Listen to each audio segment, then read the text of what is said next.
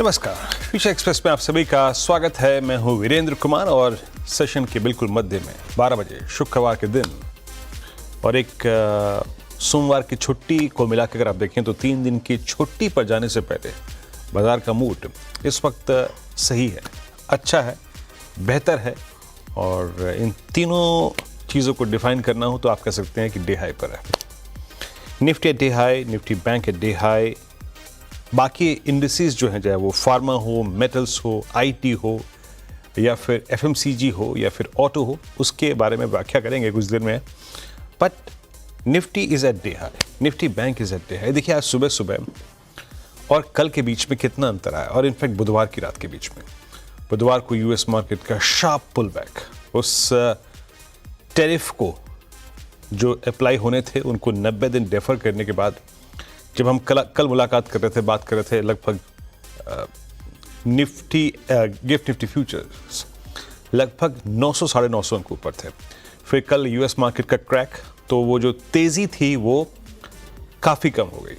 Gift Nifty मात्र सुबह सुबह 495। लेकिन आज एक सरप्राइज फैक्टर था कि हम गिफ्ट निफ्टी की तुलना में भी काफ़ी कम ऊपर खुले आज।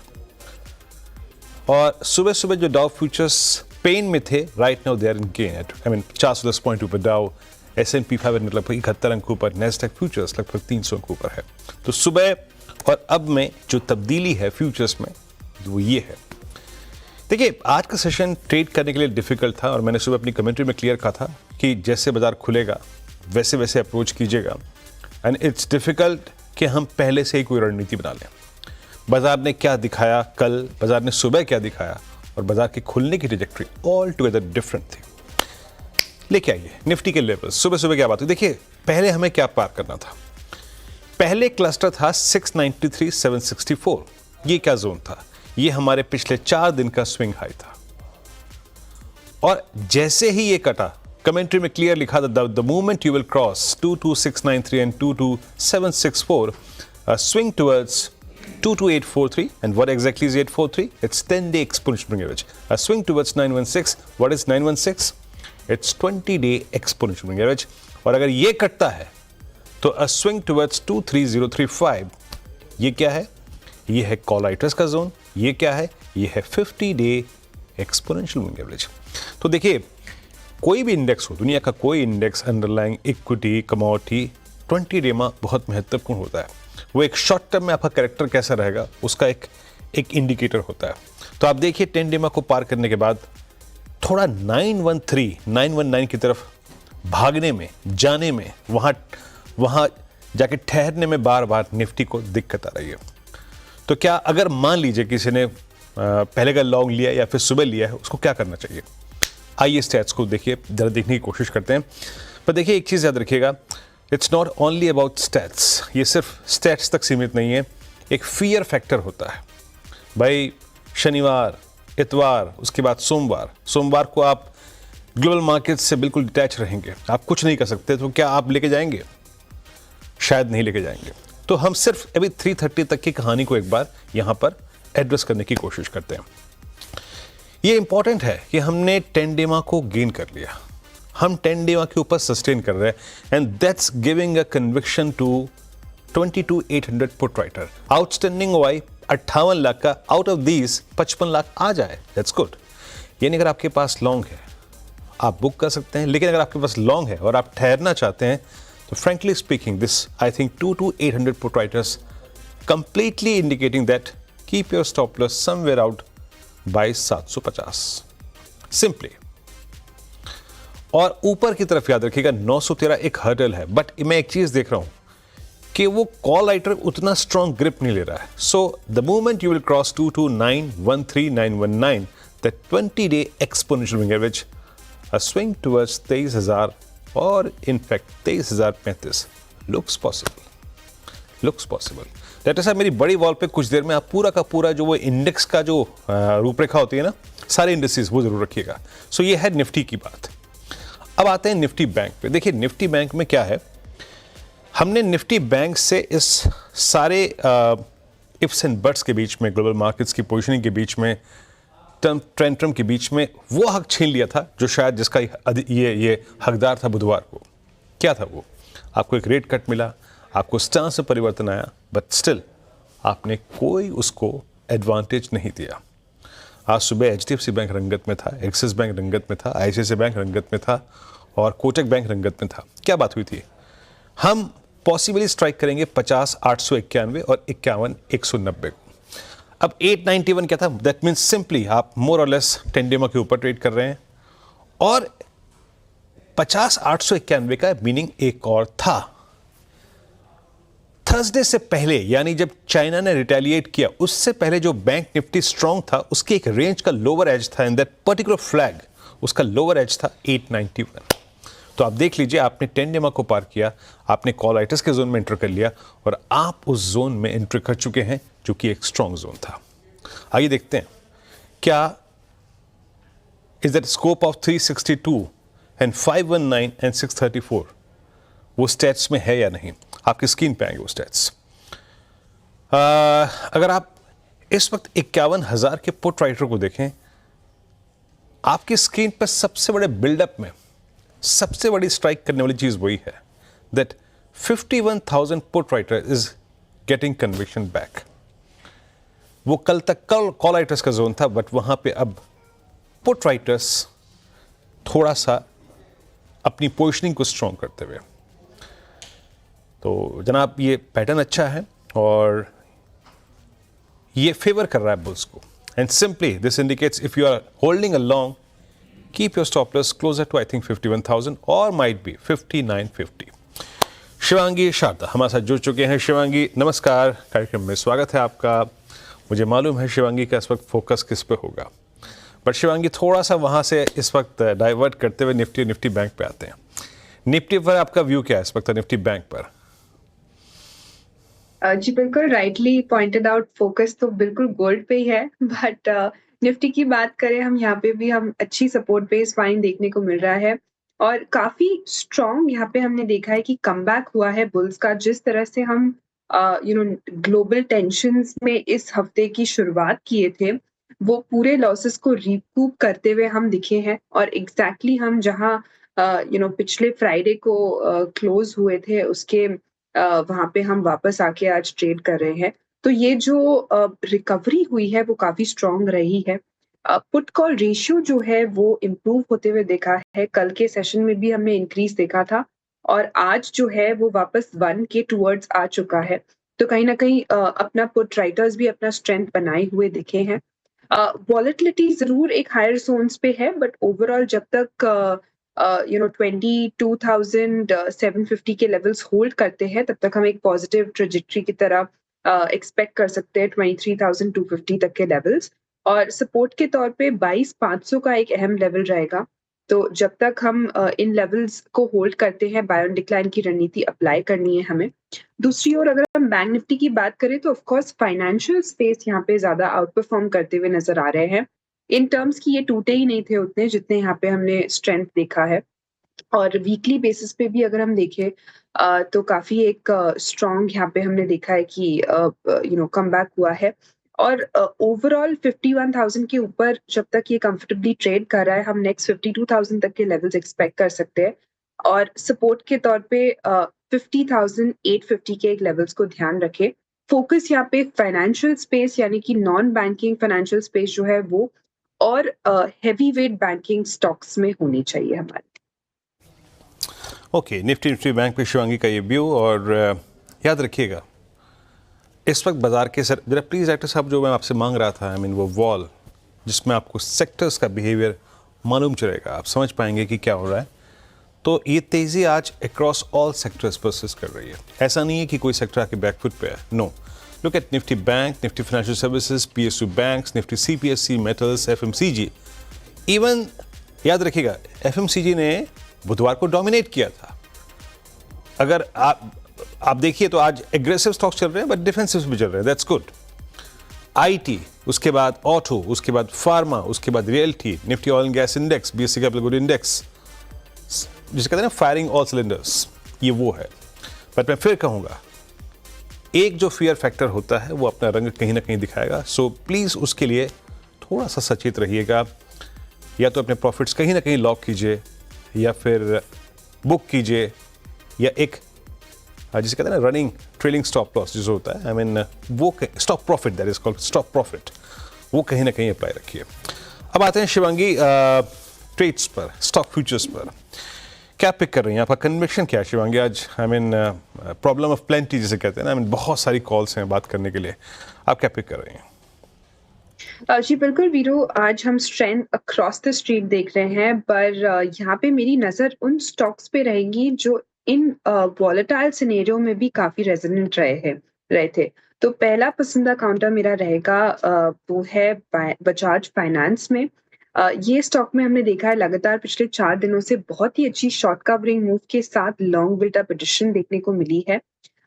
जिस तरह से यहाँ पे नेगेशन होते हुए दिखा है डेली फ्रेम में, फॉलो अप यहाँ पे काफ़ी स्ट्रॉन्ग है। Even month on month basis पिछले 4 महीनों से ये कंसिस्टेंटली परफॉर्म किया है। तो फाइनेंशियल पैक में ये एक स्ट्रॉन्गेस्ट काउंटर रहा है और one of the out performers में से ये एक काफ़ी पॉजिटिव लग रहा है। 9300 तक के टारगेट्स के लिए हम इसमें खरीदारी करें, 8770 के एक स्टॉप लॉस के साथ। दूसरा पिक मेरा रहेगा कंजम्पशन स्पेस में से। हमने देखा है कि टाटा कंज्यूमर, मैरिको ये सब में काफ़ी स्ट्रेंथ है, पर मेरी पसंद यहाँ पे मैरिको पे इन लेवल्स पे बनती हुई दिख रही है। एक राउंडिंग बॉटम फॉर्मेशन होते हुए दिखा है और बहुत ही अच्छी यहाँ पे स्ट्रॉन्ग कमबैक हमने देखी है। लगातार पिछले 4 हफ्तों से हायर टॉप हायर बॉटम बनते हुए दिखे हैं और जिस तरह से हमने देखा है फॉलो अप भी काफ़ी स्ट्रॉन्ग है। वॉल्यूम्स यहाँ पे ऐड हुए हैं आरएसआई में एक पॉजिटिव डाइवर्जेंस के साथ, तो कुल मिला के स्ट्रेंथ जो है सेक्टर के टेलविंड के साथ कंटिन्यू होते हुए दिखेगी। खरीदारी की सलाह रहेगी 735 के एक टारगेट्स के लिए और 693 के एक स्टॉप लॉस को बनाए हुए। और तीसरा पिक मेरा रहेगा एविएशन में से इंडिगो पर। यहाँ पे हमने देखा है कि लास्ट 1 हफ्ते से क्रूड ऑयल के प्राइस ड्रॉप की वजह से यहाँ पे बहुत ही अच्छी इम्पैक्ट बनते हुए दिखी है। वीकली बेसिस पे एक बुलिश इनगल्फिंग कैंडल फॉर्मेशन हो रहा है और ट्रैवल टूरिज्म पैक में भी काफ़ी एक पॉजिटिव रहा है ये, तो यहाँ पे नज़र रहेगी। हमने टारगेट्स जो है वो रिवाइज किए हैं हायर जोन्स पे 5400 तक के लिए हम खरीदारी करें इसमें 5100 के एक स्टॉप लॉस के साथ। यानी शिवांगी आज 3:30 पर रवाना, फिर कहीं इंडिगो 5200 पे कंसिडर करके आप कर रही है तो है? जी बिल्कुल, इंडिगो काफ़ी पॉजिटिव लग रहा है और हम जिस तरह से देख रहे हैं एक्सपेंशन हो रहा है इंटरनेशनली भी इस कंपनी के लिए काफ़ी पॉजिटिव रुझान रख रहा है। चलिए, तो गोल्ड, उसके बाद इंटीग्रेशन और बाकी 3 ट्रेड शिवांगी के हो गए। यहाँ पे इंडस्ट्रीज पे आपको व्यू मिल गया। और जब लौट के आएंगे हम एक ब्रेक के बाद, तो बात करेंगे AMFI के आंकड़े, एमफी के आंकड़े जो आए हैं, इक्विटी म्यूचुअल फ्लोज की तरफ SIP का रुझान कैसा रहा मार्च में, क्या गिरता हुआ बाजार, क्या जूझता हुआ बाजार, निवेशकों का कन्विक्शन थोड़ा सा कम हुआ, और साथ ही साथ ऑयल गैस की कुछ स्क्रिप्ट से बातचीत करेंगे छोटे से ब्रेक के बाद। स्वागत है कार्यक्रम में आपका एक बार फिर से। तो इंडेक्स बाजार का, निफ्टी बैंक का जो आज का सुबह से तेज़ी का दौर है वो अभी भी कायम है, लेकिन क्या बीते अक्टूबर से जो बाजार की सॉफ्टनेस बढ़नी शुरू हो गई, जिसका चरम हमने देखा फरवरी में और इनफैक्ट मार्च में, इसमें कुछ क्या इन्वेस्टर्स का कन्विक्शन कम हुआ है? वो इन्वेस्टर्स जो कि शायद 2020, 21, 22, 23, 24 डटे रहे मार्केट के साथ। यतिन से बात करते हैं। यतिन, जो एमफी का आंकड़ा है कुछ क्या सजेस्ट कर रहा है इस बार? थोड़ा सा कन्विक्शन मार्केट का कम हुआ है लोगों का, रिटेल का? देखिए, फ्लोज में मॉडरेशन जरूर दिखा है, लेकिन मार्च का महीना होता है जहां लोग अपने एडवांस टैक्सेस भरते हैं, अपनी जो बुक है उसको टैक्सेस के हिसाब से मूव करते हैं। तो कहीं ना कहीं कहना ये थोड़ा प्री मैच्योर होगा कि क्या कॉन्फ्रेंस हिलाए कि नहीं हिलाए, क्योंकि SIP का डेटा मंथ दर मंथ बेसिस पे अगर आप देखें तो ऑलमोस्ट बरकरार है। हालांकि थोड़े बहुत म्यूचुअल फंड कैटेगरीज में आपने थोड़ा बहुत आउटफ्लो या धीमापन होता हुआ देखा है। अगर हम स्पेसिफिकली बात करें तो इक्विटी इनफ्लो 11 महीने के निचले स्तर पे है। Overall equity inflow month on month basis पे 14% घटा है। मार्च का फिनोमिनन हो सकता है, तो देखते हैं किस हिसाब से अप्रैल का फिगर आता है। सेक्टोरल थीमेटिक फंड्स जो NFOs लॉन्च हो रहे थे मार्च के महीने में, बिल्कुल ब्रेक लग गया था, तो आपको एक बड़ा फॉल वहां देखने को मिलेगा। टेक्निकली SIP का आंकड़ा लगभग जो 26,000 था पिछले महीने, वो घट के 25,926 हुआ है, तो बहुत बड़ा आपने कोई डिक्लाइन नहीं देखा है। तो मार्च के SIP जो फिगर्स हैं ग्रॉस बेसिस पे 51 लाख खाते बंद होने के बावजूद बरकरार है, तो यहाँ कोई बड़ी दिक्कत नहीं देखने को मिल रही है। अगर हम स्पेसिफिक बार चार्ट्स देखें तो आपकी स्क्रीन पर बार चार्ट्स आएंगे, जहाँ एसआईपी का फ्लो देखें तो ब्रॉडली आपको 26,000-25,000 करोड़ के रेंज में दिखाई देगा पिछले कुछ महीनों के लिए। अगर हम इक्विटी फंड्स की बात करें तो यहाँ ज़रूर एक मार पड़ी है। जो पीक था जो हमने अक्टूबर के महीने में देखा था, दिसंबर के महीने में देखा था 41,000 42,000, वो घट के अब मार्च में लगभग 25,000 करोड़ के आसपास आता हुआ नजर पड़ रहा है। लार्ज कैप फंड्स की बात करें तो ऑब्वियसली यहाँ निवेश बहुत ही आपको वॉलेटाइल दिखा है। अब जो मार्च का फिगर आया है वो लगभग 2500 करोड़ रुपए के आसपास आया है।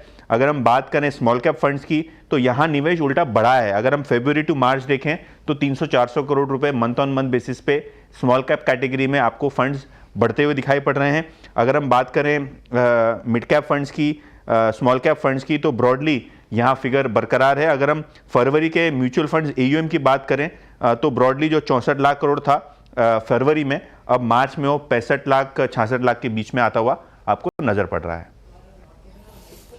तो ये है एमफी के स्टैट्स और ये है रिटेल इन्वेस्टर्स की आई थिंक मार्केट्स को लेकर जो अप्रोच उन्होंने रखी है पिछले कुछ समय में, मार्च में, वो उसको सजेस्ट करता हूँ। लेकिन आप बात करते हैं थोड़ा सा स्टॉक स्पेसिफिक कहते हैं ना, आज सुबह से ही है IGL, MGL, sharp cuts. In fact कल यानी मतलब बुधवार को भी काफ़ी शॉर्टिंग हुई थी स्पेस में, पर आज के इस फॉल का, इस गिरावट का मुख्य कारण तो एक तो जो दिल्ली की इलेक्ट्रिक व्हीकल पॉलिसी आई है उसके कारण आईजीएल के शेयर में आपने पिटाई देखी थी। और अब अगर हम बात करें गैस की एलोकेशन की तो जो एपीएम गैस एलोकेशन है जो सरकार मार्केट मूव्स के हिसाब से अप और डाउन करती है, यहाँ आपने फिर से एक बार कटौती देखी है। अगर आप एक्विरिस की ब्रोकरेज नोट देखें तो उनको लगता है कि जो एपीएम गैस एलोकेशन है सीएनजी के लिए वो 40% अब हो जाएगा, जो पहले 50% था। तो एलोकेशन यहाँ 10% आपको गिरता हुआ नजर पड़ेगा। इसके अलावा अगर हम रिप्लेसमेंट की बात करें तो जो न्यू वेल गैस है इससे इस कोटे को रिप्लेस किया जाएगा, जिसका फॉर्मूला है बहुत सिंपल, 12% जो ऑयल बास्केट का दाम होता है उसका 12% जो है एपीएम गैस प्राइस आपको बनता हुआ नजर पड़ता है एमएमबीटीयू बेसिस पे। और अगर हम गैस कंपनियों की लागत की बात करें तो क्योंकि ये कोटा कम हुआ है, क्योंकि एपीएम गैस सस्ती होती है न्यू वेल गैस से, तो 2 से 3% का आपको इंपैक्ट होता हुआ नजर पड़ेगा आपको प्रॉफिटेबिलिटी पे। और कहीं ना कहीं एनालिस्ट ये एक्सपेक्ट कर रहे हैं कि अगले 4 से 6 क्वार्टर में एपीएम गैस प्रोडक्शन जो है कुल मिला के रिप्लेस हो जाएगा न्यू वेल गैस की तरफ, जिसके कारण ब्रॉडली आपकी जो गैस कंपनियां हैं इसमें चिंताएं बनी रहेंगी कॉस्ट को लेके। और ये कॉस्ट कितने आप कंज्यूमर को पास कर सकते हैं ये देखने लायक चीज होगी, क्योंकि कहीं ना कहीं most of the gas companies आप देख रहे हैं इन्होंने बहुत बड़ी प्राइस हाइक नहीं ली है, जिसके कारण मार्जिन पे दबाव मुमकिन है। ओके यतिन, बहुत बहुत शुक्रिया इस पूरे विषय को समझाने के लिए। तो यहाँ पर एपीएम गैस का आवंटन जो है वो घटा सकती है सरकार। मीनवाइल अगर आप देखें लोअर लेवल से इन स्टॉक्स को, तो एक बार इंट्राडे चार्ट लेके आएंगे इन दोनों स्टॉक्स का प्लीज़। आज ओपनिंग ट्रेजेक्टरी देखिए, आपको शायद इन पे नज़र ना आए, बट जब आप चार्ट्स पे जाएंगे इंट्राडे चार्ट्स पे तो वहाँ पे आपको वो ये देखिए क्या स्लाइड था, इट्स 179 175 इंट्राडे लो क्रिएट किया 173। दिन बहुत बहुत शुक्रिया। और निफ्टी एज हम जिस प्रकार बात कर रहे हैं करीब 22,909 पे डे हाई पर, तो जैसे कि मैं कह रहा था कि वो 900 का कॉल आइटर वीक है, वो वहाँ पे स्ट्रॉन्ग ग्रिप नहीं ले रहा है। Nifty striking 20 day exponential moving average right now, 4 April के बाद पहली बार। Good. Nifty bank day high पर। एक ब्रेक के बाद बात करेंगे आज का सस्ता ऑप्शन ट्रेड और कुछ स्टॉक्स को और थोड़ा सा स्कैन करेंगे। हाजिर होते हैं अभी। स्वागत है कार्यक्रम में एक बार फिर से आपका। डॉट जिसे कहते हैं ना, बिल्कुल लेवल टू लेवल निफ्टी जाके अभी स्पर्श करके, छू करके, टच करके आया है 20 डे एक्सपोनेंशियल का। तो आज के सेशन का एक अध्याय, एक अंश आज पूरा हो गया, यकीन मानिए। बट एक चीज़ याद रखिएगा, 20 डे में इज एक बहुत क्रिटिकल रिवर्सल पॉइंट होता है, तो आपको जहन में रखना है अब। और एक अच्छा मीनिंगफुल प्रॉफिट टेकिंग पॉइंट होता है अगर आप उस डायरेक्शन में ट्रेड करते हुए 20 डेमा को अप्रोच कर रहे हैं। तो बाकी अब you need to sustain about 20 DEMA for at least 15 to 30 minutes to generate a pullback। फिर लिखाइएगा प्लेट 1 टुवर्ड्स 23035 23,035, जहाँ पे आपका अलाइंड है 50 डे एक्सपोनेंशियल एवरेज, और जहाँ पे जाने से पहले आपको पार करना पड़ेगा 23,000 के कॉल आइटर्स को, 23035। चलिए अब एक काम करते हैं, शिवांगी के पास चलते हैं आज का ऑप्शन ट्रेड पिक करने के लिए। शिवांगी, क्या पिक कर रही हैं आप? जी बिल्कुल, ऑप्शंस के लिए मैंने चुना है मारिको। यहाँ पे हम देख रहे हैं कि पिछले 4 हफ्तों से हायर टॉप्स हायर बॉटम बनते हुए दिख रहे हैं और पिछले 24 ट्रेडिंग सेशंस में हमने देखा है कि कोई भी छोटे डिक्लाइंस में खरीदारी के तरफ टर्न हुआ है। इस स्टॉक में हमने देखा है कि लगातार पिछले 10 सेशन से ये ग्रीन में बंद होते हुए दिखा है, तो बहुत ही स्ट्रेंथ यहाँ पे नजर आ रही है और पूरे बाजार की वॉलेटिलिटी और हायर इंडिया विक्स के बावजूद हम देख रहे हैं इसमें स्ट्रेंथ है। एक सेफ हेवन की तरह भी ये कंजम्पशन स्पेस में से ये स्टॉक रहा है पसंदीदा पिक सबका। तो काफ़ी अच्छी यहाँ पे ओपन इंटरेस्ट एडिशन हो रही है और 720 के कॉल ऑप्शन में हमने काफ़ी अच्छा एक अनवाइंडिंग भी देखा है यहाँ पे। तो ये एक काफ़ी अच्छे लुक्रेटिव लेवल्स पे है। तो 720 के कॉल ऑप्शन में खरीदारी की सलाह है, ₹7 के स्टॉप लॉस और ₹16 के टारगेट्स के लिए। जैम, याद रखिएगा शिवांगी की इस कॉल में एक ये भी चीज़ है कि इस बार मैरिको के पास इनके अच्छे क्वार्टरली अपडेट का एक ट्रिगर है, रेट का ट्रिगर है, इस बार की नए एप्लीकेबल टैक्स रेट्स एक ट्रिगर है, अच्छा मानसून एक ट्रिगर है। तो बहुत सारे ट्रिगर्स के बीच में बड़ा अच्छा सफ़र तय किया है इसने and still I mean flying high, day high पर आके ट्रेड करता है। शिवांगी, बहुत बहुत शुक्रिया और इस कार्यक्रम में शामिल होने के लिए और सभी स्टॉक्स इंडेक्सेस पर रखने के लिए, और have a beautiful extended weekend और अच्छे 3 दिन गुजरे हैं। सभी मार्केट पार्टिसिपेंट्स के लिए, आपके लिए भी बहुत बहुत शुक्रिया इस कार्यक्रम में शामिल होने के लिए। अब एक ब्रेक और आपसे मुलाकात हुई अगली कमाई का अड्डा में 2 बजे। तब तक के लिए नमस्कार।